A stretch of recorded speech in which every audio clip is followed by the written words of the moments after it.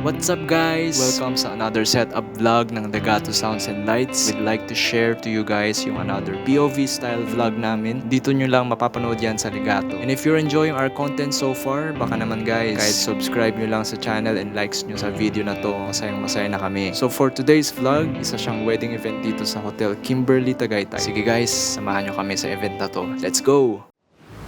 Alright, biyahe na tayo. Once again, ang driver natin today ay yung father ko and kasama natin si JM and isa pa nating crew na si Pastor Ray. Tagaytay ang venue natin, so itong venue natin ay medyo liblib siya and ganito yung mga dinadaanan namin. Ayun, kita na dito yung hotel. Napakaganda ng venue. First time din natin dito. Ayan, nandito na tayo sa gate. Syempre, guard ang unang sasalubong sa atin. Sa sound system po. Sa wedding? Apo.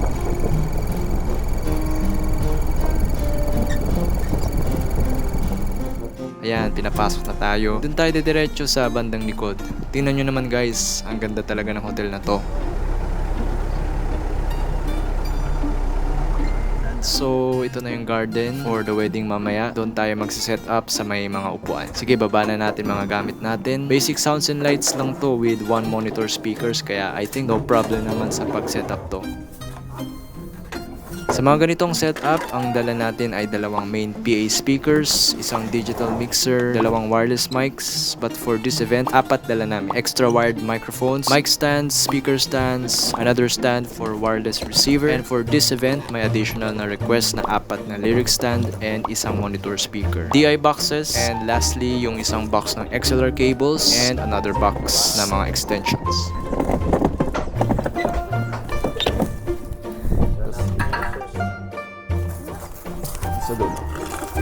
Ayan, balak sana naming dalhin lahat ng gamit in one go lang using our RCF tour case na may gulong para madali lang sana, kaso di pala siya ganun kasimple. Masyadong malambot yung lupa at hindi kinakaya yung bigat ng mga nakapatong. Ayun, no choice tayo kundi bitbitin natin isa-isa yung mga gamit.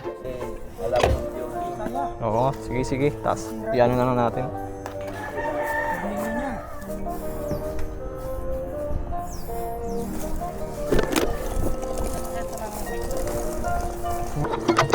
Patulong ko yan, may ipit to yung camera. May ipit pala ako pag binuhat ng mag-isa. Kailangan nung sa unahan. Para Hindi na pumpersa. Ngayong araw na to, we are truly blessed. Hindi lang dahil sa love na nararamdaman sa paligid, kundi dahil sa napaka-special na surprise na dumating sa setup namin. Habang inaayos ni JM ang speaker stand, may natuklasan siyang napaka-precious na regalo mula sa kalikasan. Guess what?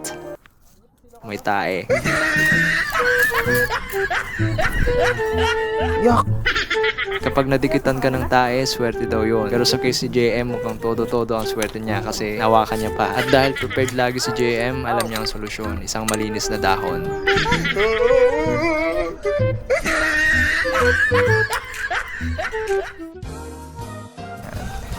Ito yung lunch namin. Thank you very much, sir. Matapos ang napakaswerteng encounter ni JM, ngayon oras na para sa pinaka-importanting part ng araw, lunch break. Ayan, continue na natin yung setup.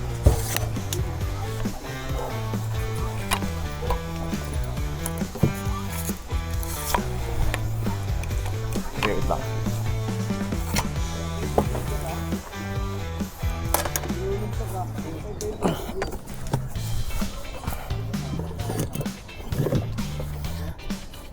Above the head lang. Tama lang yung height na yan.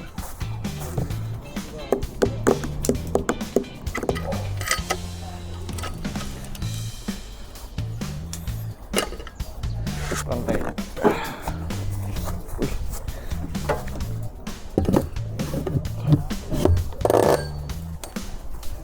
Okay pala eh. Hindi naman siya halatang tabingi. Oo nga, itaas natin isa pa. Isa pa.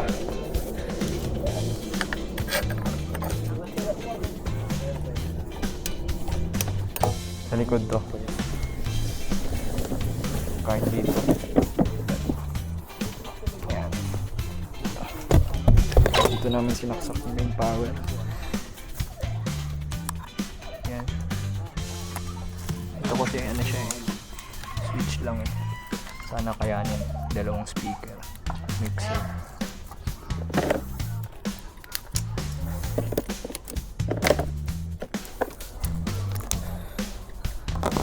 Start na tayo mag-wire up ng XLR cables and power extension. Make sure din natin na tago yung mga wires natin para malinis tingnan. Napang-cover lang nung kung ano mga bato yan. Sa kanila po, ma'am po. Ano sa kanila? Lamp na lang kaya?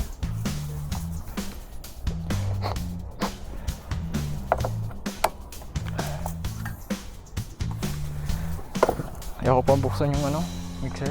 Limit nga po. Kaya tanggal na ko bago po.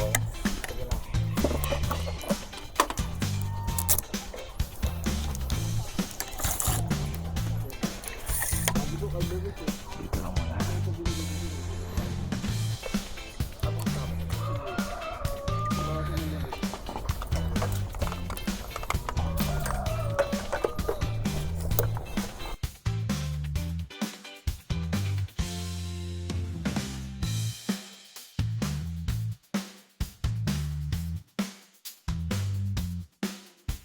Ayan, tapos na din natin i-set up yung mga lyric stand natin. Actually, bagong bili ko lang mga to sa Shopee. Ito naman yung monitor speakers natin. 10 inches lang na Yamaha DXR. Ito naman ang gamit natin sa front of house. Ang ating RCF ART 745A MK4. Sobrang solid tumunog nito. 1,400 watts na may 2-way peak power and naka 1.4 inch titanium compression driver na din. Sa mixer naman natin, ang gamit natin dito ay ang Allen & Heath SQ5. Siguro 1.5 months na sa akin to. And so far, wala pa rin akong masabi sa features. Meron to and kung gaano ka-convenient mag-adjust ng multiple mixes. Pwede daw ilipat sa kabila, yung di mainit. Pwede naman. Ito, pati Ito kayo. na lang, kabilang side. Sige.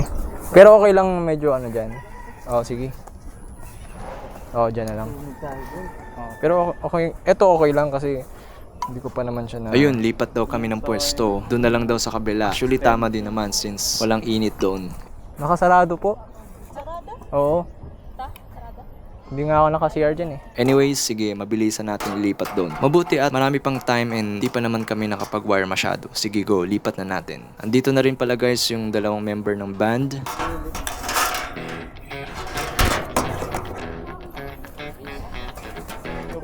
Gusto niya i-mic yung mga ano niyo po? Hindi, baka ano lang. Yung float sax. Ito, ako PN. Oo. Violin, tutok mic. Oo, sige. Pwede na. Tapos ang violin, XLR. Bali, apat na mic. Ang vocal, violin, XLR. Oh. Tsaka may nagdala ako monitor para ano nyo rin. Naguluhan kami sa schedule. Hindi nga, nandun na kayo? Oo, kanina pa kami doon. Parang Tapos bumalik na kami dyan, nandun na Punta kami. kami dyan, Pagdating tapos doon, balik na naman doon. tumawag. Balik na naman dito. So nandito na kayo kanina. Kasi wala Nandun sa pa kami schedule sa namin to Pruela. eh. Tapos sa reception din. Yun na, Kayo. kabila. Okay, hindi pa tayo gamit.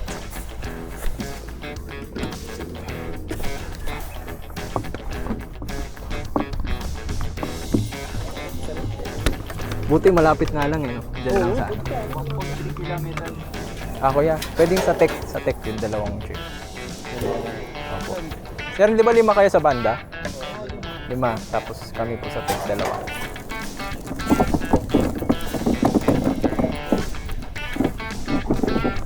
Wala naman dadaan dito.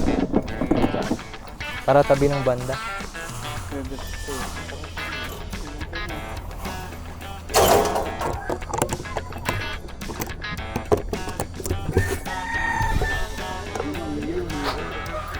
Saan po mag-extension?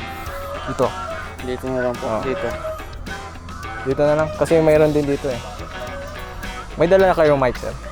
Meron. Copy. Salpak na lang. SM57. Ikaw na lang mag-ano. Yan din dala kong mic eh. 57. Kaya ka tumigil mo naman pag-drive, tinapos ko muna. Wala, ulit. Balik ulit dito. Pwedeng stereo.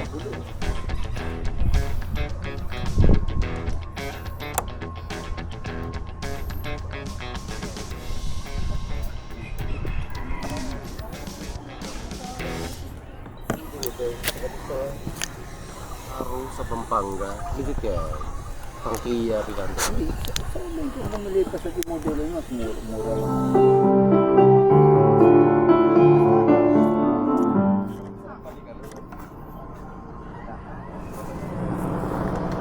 Oo nga, no? Parang may static nga. Sa DI kaya po yun. I-mute ko yung keyboard kung... Sa keyboard po kanina eh. Nung pag ginagalaw po.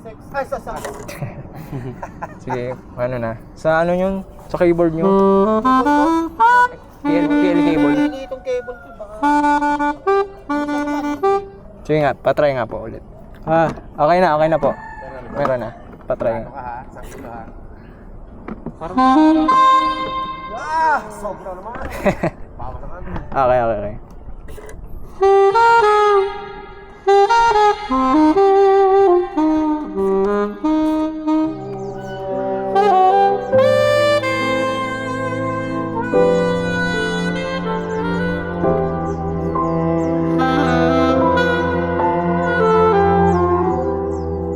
Diyan ko pala pinwesto yung monitor speakers kasi diyan yung magiging pwesto ng singer mamaya.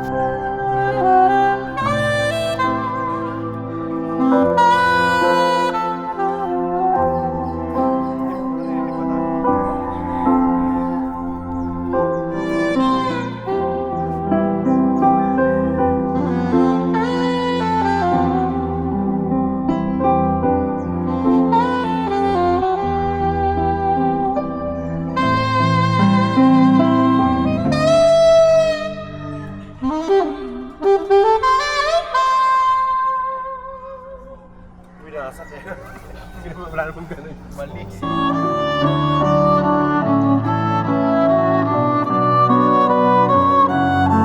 To the rest of our guests, can you please all settle down at the back? We will now start our...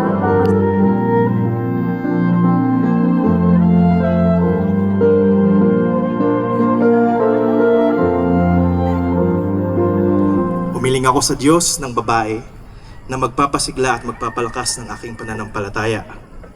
Ikaw ang bunga ng aking pagpapanata. Pangako ko sa iyo na sa lahat ng panahon, That love is patient and love is kind. Because you, my love, have not only been kind, but also so patient with me. And I thank you for that. I promise to love you unconditionally, forever, every day of our lives. I love you.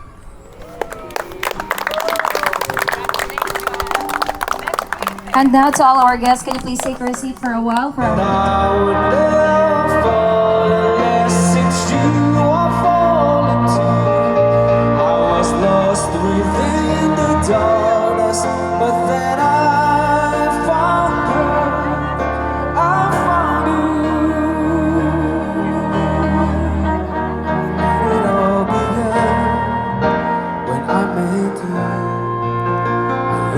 Touch you,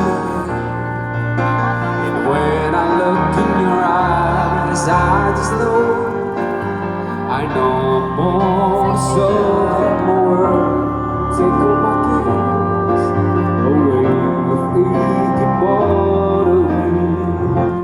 Ayan, umabot na ng 14 minutes yung video. Sana hindi kayo na-bored, and if umabot man kayo sa part na to, massive thanks sa inyo guys at na-enjoy nyo yung vlog na to. Gusto ko lang magpasalamat sa experience na to na makapag-setup sa ganito kaganda na wedding. Actually, first time ko din mag-setup ng wedding sa garden. Madami na din tayong naging first time sa industry na to, and dahil sa mga experience na to, mas lalong na-appreciate ko yung mga equipments ko dahil sa binibigay nito na value sa mga events. Anyways, if you want more sound system contents like this, subscribe lang kayo sa channel namin and hit the notification bell button para updated kayo sa mga new uploads namin. Ayan, before we end this video, gusto lang namin mag-shoutout sa ating mga supporters sa Legato Sounds and Lights. Shoutout kay Tambolista94 from Northern Samar, DJ28 Lights and Sound from Novaliches, Carmichael TV07, and kay Ali Martinez from DJ Ron Lights and Sounds. If gusto nyo ma-shoutout sa next vlog, comment down below lang guys, and abangan nyo na lang sa next vlog. Thank you ulit guys, and see you again sa next vlogs. Salamat!